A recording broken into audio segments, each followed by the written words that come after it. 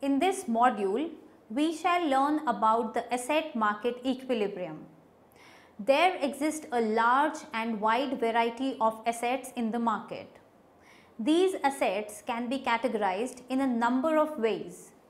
Two broad categories for classifying assets are financial and real assets.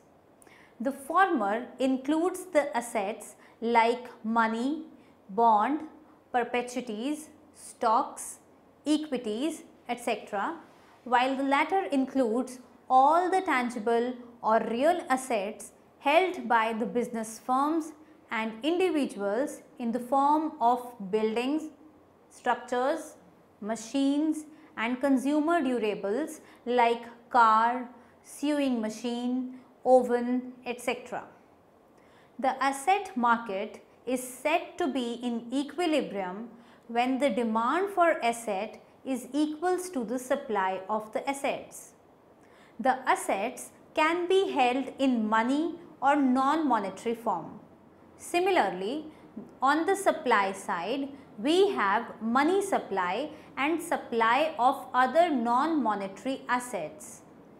The determinant of demand for money is income level and the interest foregone by holding money instead of interest bearing non-financial assets.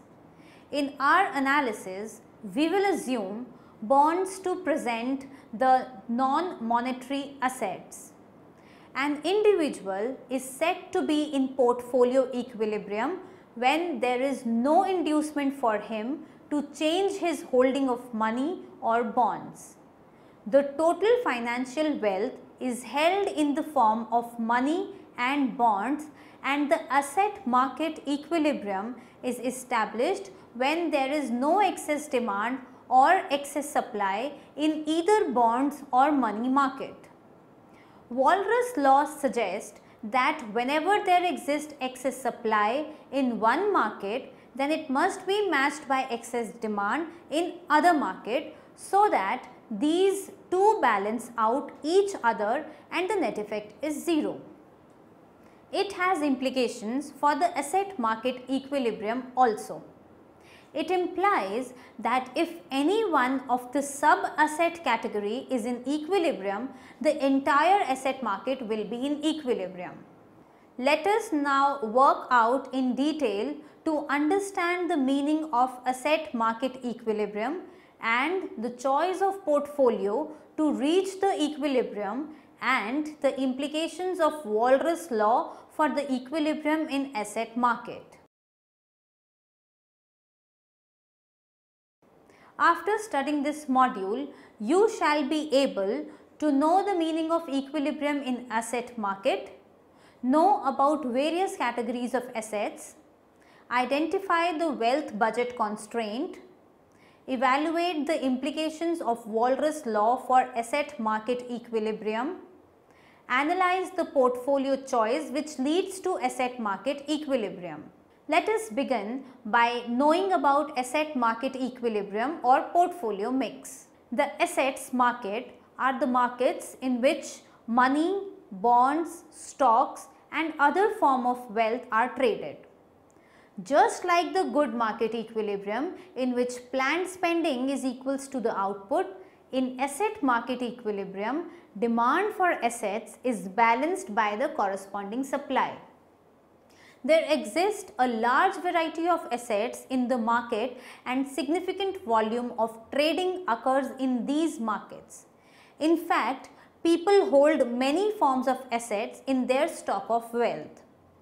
An individual stock of wealth is the aggregate of stock of assets he owns. That is the sum total of his ownership of human capital, physical capital and real money balances. Often, these assets are held in the form of bonds, stocks or other piece of papers signifying an obligation of the person or institution issuing the paper to redirect the income flows from directly held capital to the holder of that paper. Individuals are free to adjust their portfolio by acquiring different types of assets by exchanging assets for money. Only when the individuals have the desired mix of assets of various types in their portfolios, their asset holdings are said to be in a state of portfolio equilibrium. Since human capital is typically embodied in its owner, so cannot be bought and sold until the condition of slavery are present. However, all forms of non-human asset will be exchanged until the portfolio equilibrium occurs. There are many ways to categorize different types of assets. The analysis of categories of assets is taken up in the next section. As of now, two broad categories of assets can be monetary and non-monetary. When an individual reaches his point of portfolio equilibrium, he holds the desired mix of money and non-monetary assets in his portfolio. In asset or portfolio equilibrium, individuals have no desire to exchange non-monetary assets for each other or for money. Next, we will learn about the assets and their categories. Assets can be broadly categorized as financial assets and real assets. The financial assets take the form of purchase of shares, debentures, bonds, equities, stocks, etc. The real or the tangible assets include plant and machinery, buildings, structures for officials or personal use, consumer durables, etc. These broad categories of assets can in turn be subdivided into four categories. First is money. Money is the most liquid form of asset which can easily and readily be used for making payments for transactions. Money include currency, both notes and coins, and checkable deposits. Second is the interest bearing assets, that is bonds and perpetuities. There are certain assets which bear interest to the owner. Interest bearing assets include bond holding, perpetuity, debentures, etc. A bond is a promise by a borrower to pay the lender the principal amount at a specified date of maturity of the bond and to pay a given amount of interest per year in the meantime till maturity. A perpetuity is a bond which promises to pay interest forever, but the principal on the bond is never repaid. Third is the claims to share in profits, that is equities and stocks. There are certain assets which represent claims to a share of the profit of an enterprise. The equities are held by the shareholders or the stockholders and they receive return on these shares and stocks as dividends and capital gains. The profits earned by the business enterprises are distributed to the shareholders and stockholders according to the shares and stocks they own. Their share in profit is called the dividend. Sometimes the profits are not distributed but are reinvested in the firm. This investment brings more profit to the firm and capital stock becomes more valuable. This results in the rise in the price of the stock in the market and stockholders can make capital gains. Thus, a capital gain is an increase in the price of an asset per period of time. And the last is the real or tangible asset, that is machinery, buildings, etc. There are real assets in the form of plant and machinery, building, land, etc. owned by business firms and assets like refrigerator, air conditioners, cars, etc. owned by the private individuals. All these assets constitutes the part of wealth which are tangible and serve one or the other need, thus prove to be useful to the owner. These assets are called as real to differentiate them from the financial assets like money, bond and stock. Now we move on to the discussion on wealth budget constraint. At any given point of time, an individual decides how much wealth is to be held in the form of money and how much in the form of non-monetary assets, let us say bonds. Money holdings pay no interest but provide liquidity to the holder. However, holding wealth in non-monetary assets like bonds give return in the form of interest. Higher wealth induces a person to hold more money and more non-monetary assets. The amount of money demanded depends on the volume of transactions being made by the individuals, which in turn depends upon the level of income. Money is held as it facilitates making transactions. We would expect that the higher the level of income, the greater the real stock of the money people and organizations will choose to hold. The quantity of real money holding demanded also depends on the cost of holding money instead of other assets. If the interest rate is high, it makes holding wealth in the form of other assets more attractive. The higher the interest rate on non-monetary assets, therefore the smaller will be the quantity of the money demanded. To the extent that one can earn interest on money by holding it as an interest earning bond, this cost will be reduced. However, holding bonds may incur a cost in terms of losing liquidity at hand. This is because by holding a smaller inventory of money balances and an individual runs the risk of not having enough cash to pay bills. A deficit in cash holding generates the need to temporarily borrowing the funds, which comes with the interest cost associated with it. But if the interest foregone by holding cash is large enough, it will be worth risking and bearing these transactions cost.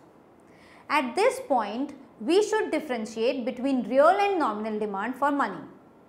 The nominal demand for money is the number of units of a currency that are demanded. Correspondingly, the nominal demand for bonds is the demand for a given number of rupees worth of bonds.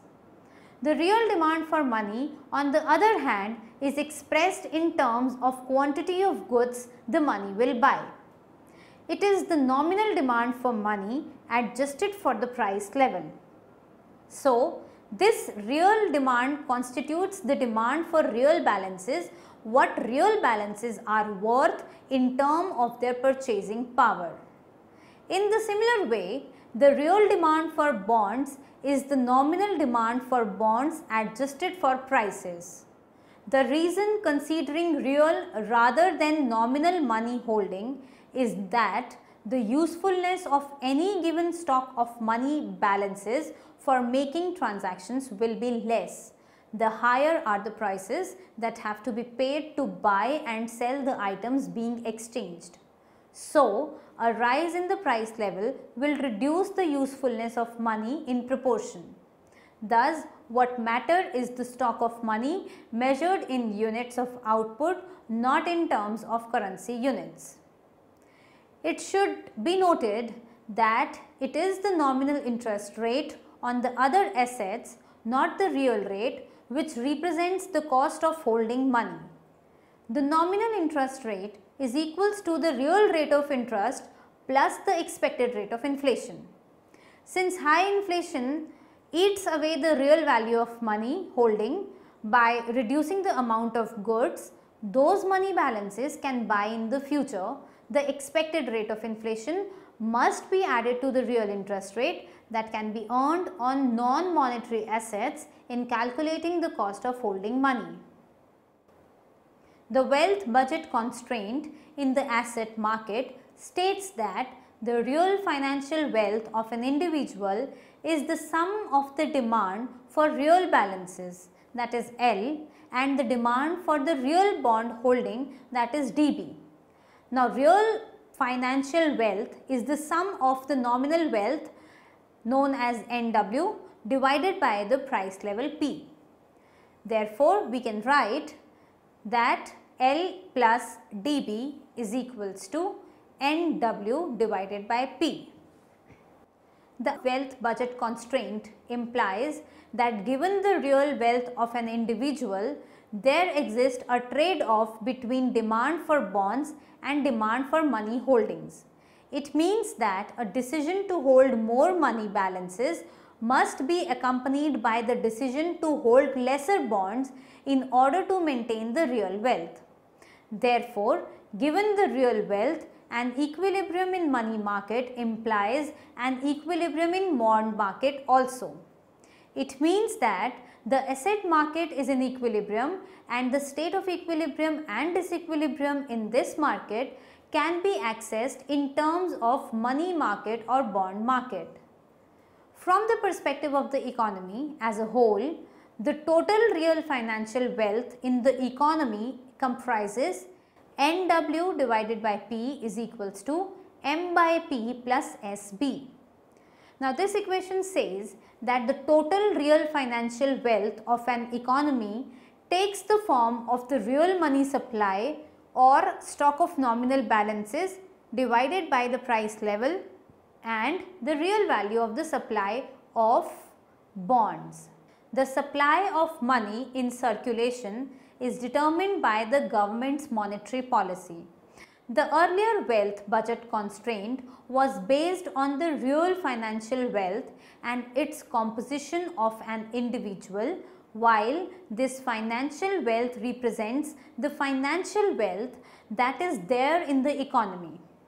If we insert the individual's constraint in the economy's wealth relationship, we get L plus dB is equals to M by P plus SB.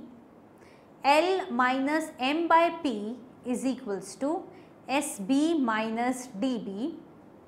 L minus M by P plus dB minus SB is equals to 0.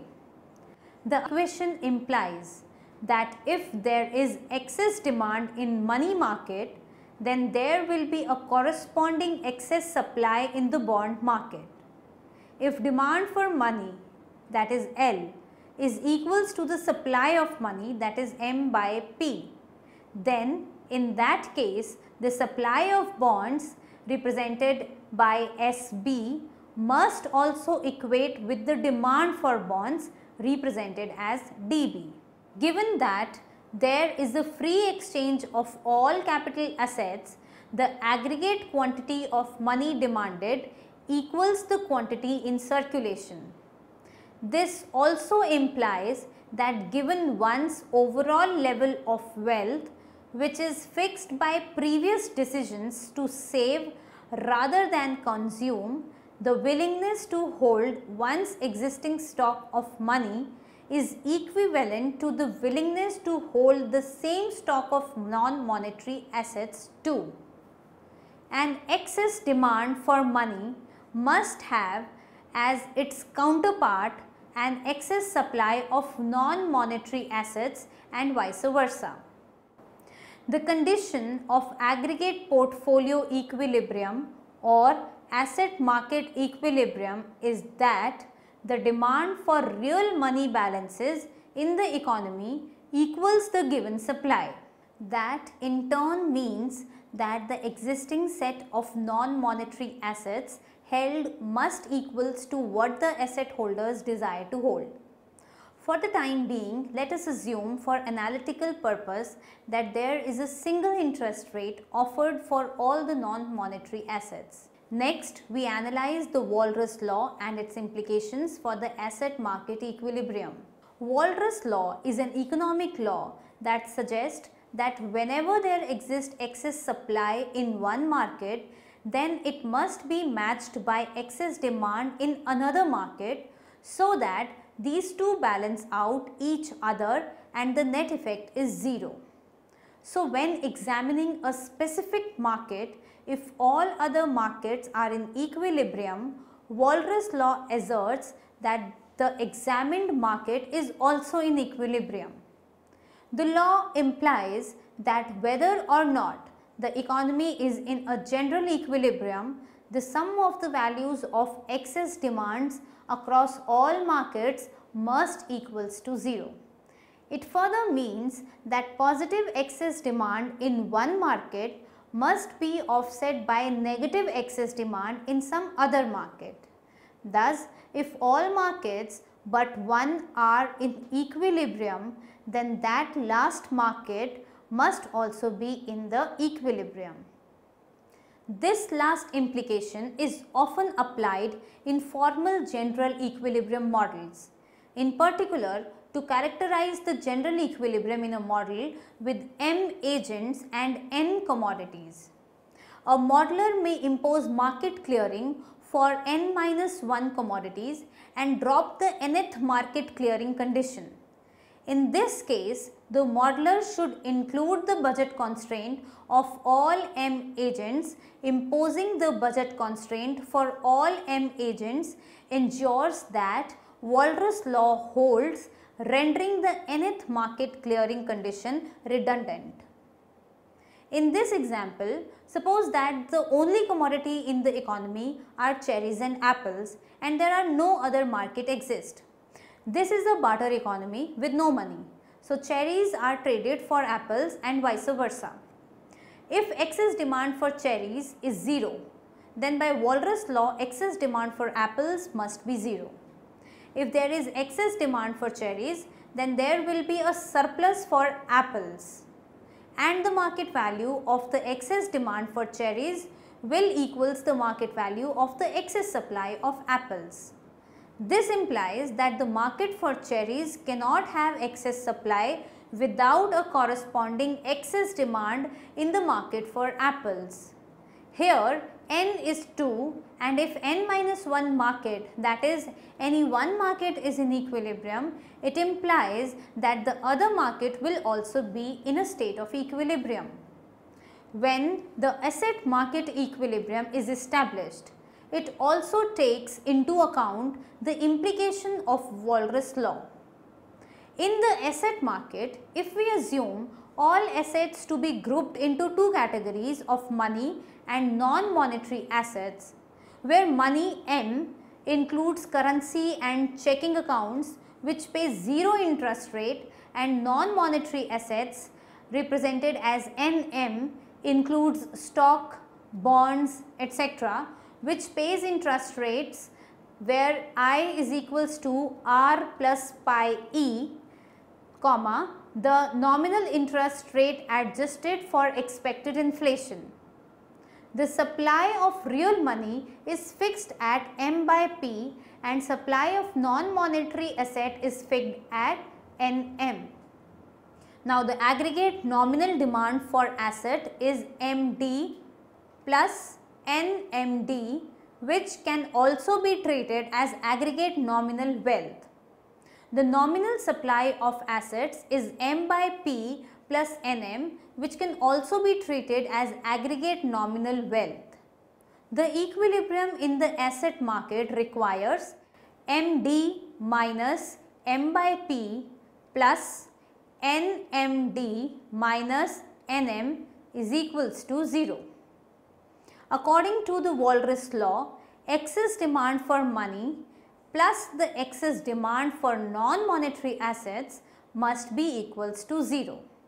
This implies that if money supply equals money demand, then non-monetary asset supply must equal the non-monetary asset demand.